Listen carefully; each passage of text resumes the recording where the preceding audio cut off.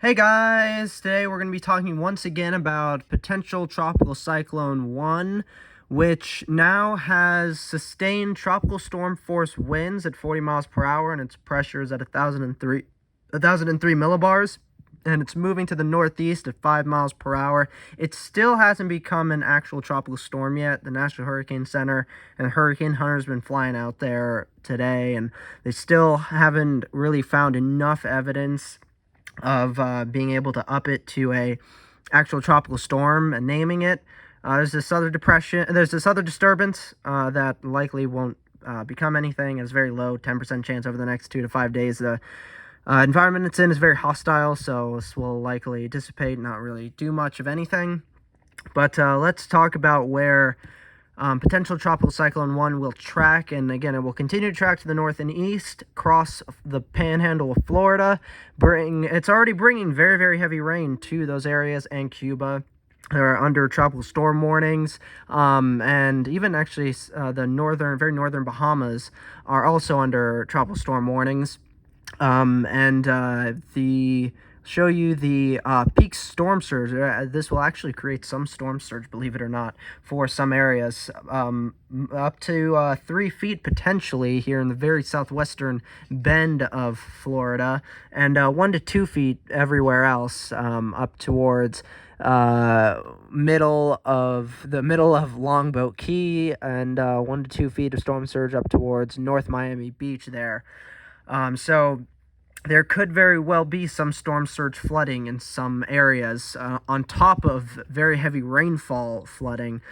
And you can see, including Miami, up to West Palm Beach, and I think, and just south of Naples and Fort Myers, they're expecting potentially between 6 to 10 inches of rainfall. So that will definitely cause a massive risk for flash and urban flooding.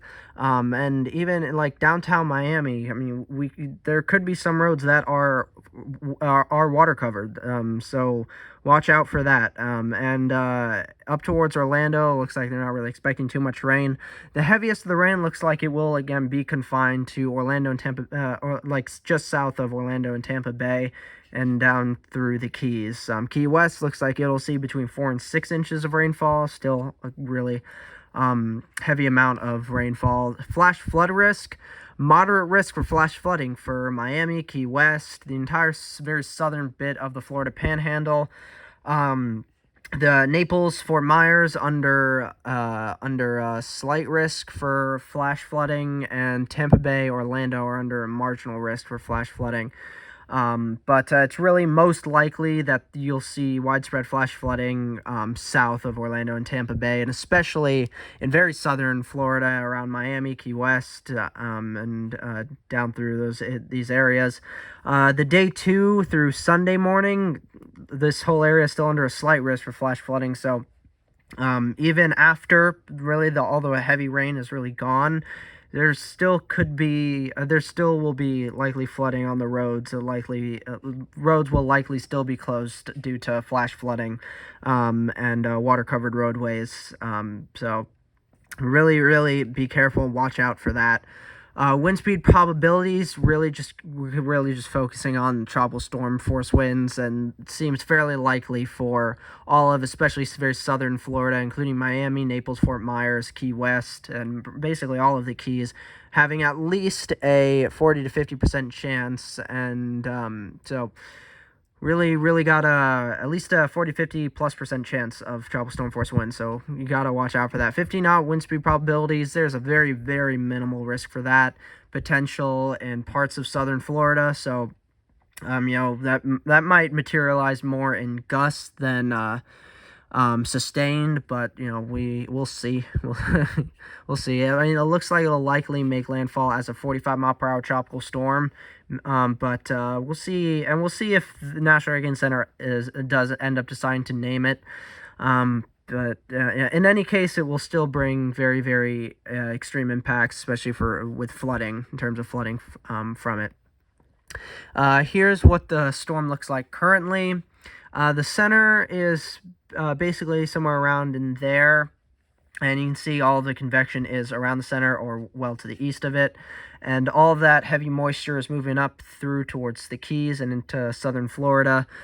So they're already getting some heavy rain with this storm at this point, but looks like it will move ashore likely tomorrow morning, or probably by noon. It should make landfall, I'd say, tomorrow morning.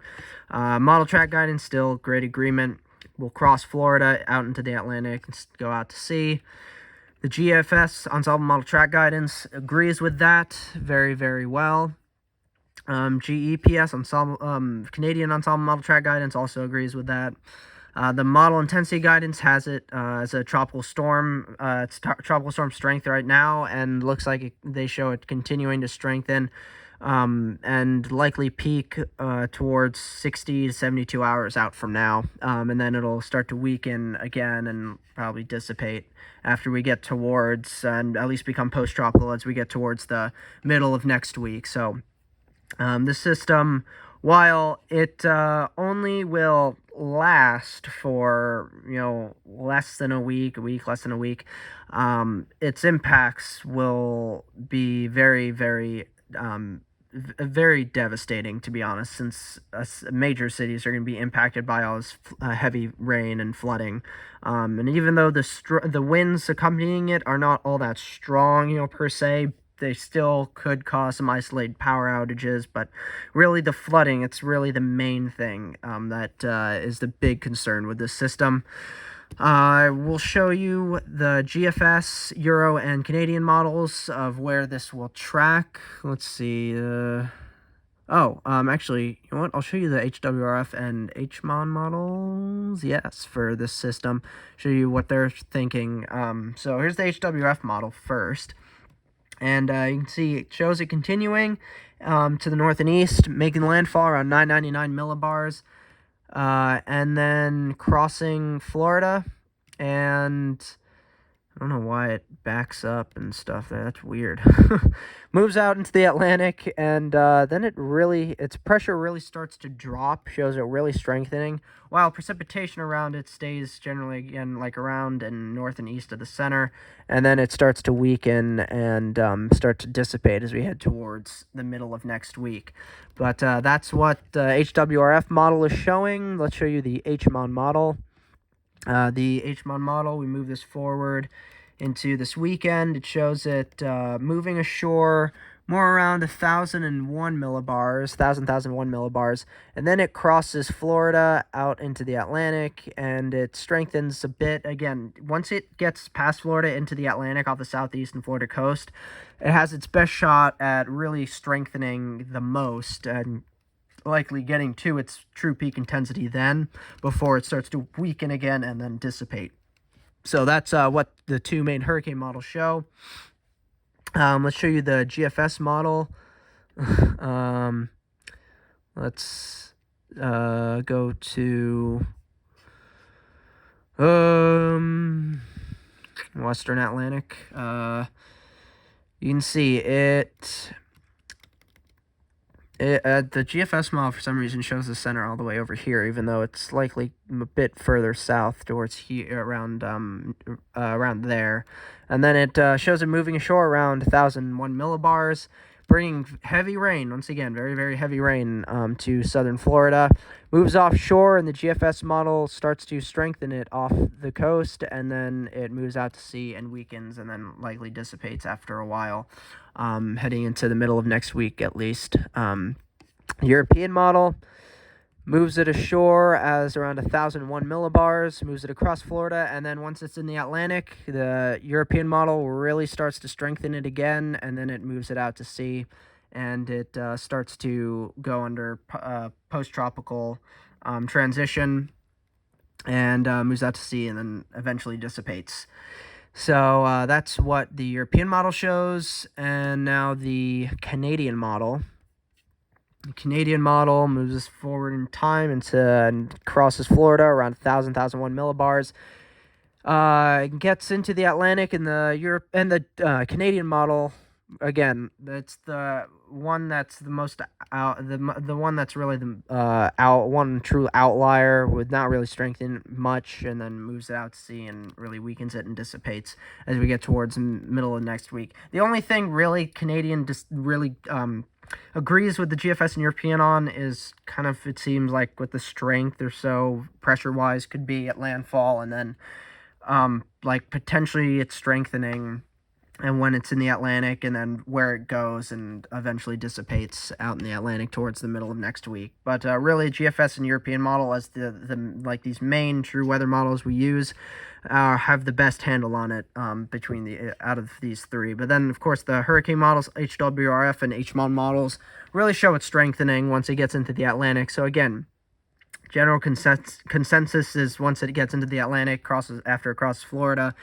it will likely have its best shot at attaining its true peak intensity, and right before it starts to weaken again and dissipate. So hopefully you guys really enjoyed this video, and hopefully you found this informative, helpful, and people living, if anyone watching this video is living in Florida, southern Florida, in Miami, Naples, Fort Myers, the Keys, comment down below where you guys' impacts look like it'll be. How much rain are you expecting? How strong are the winds, it seems, for this system that you'll get? Comment down below. Let's have a conversation about that down there. Like the video as well, and subscribe to my channel as well if you haven't already for more content like this, and future content like this, and especially if you like this kind of content.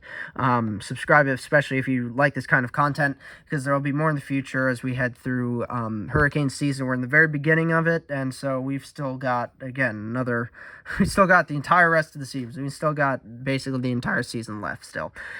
So we're just in the beginning and dealing with our first true potential tropical cyclone for this Atlantic hurricane season. So hopefully you guys enjoyed this video. Comment down below, especially if you live in Florida, what your impacts from this storm could be. How much rainfall are you expecting? How strong are the winds you're expecting from the storm? And let's have a nice lively discussion down there. Subscribe to my channel if you haven't already, especially if you like this kind of content, and I'll see you guys in the next video. Bye.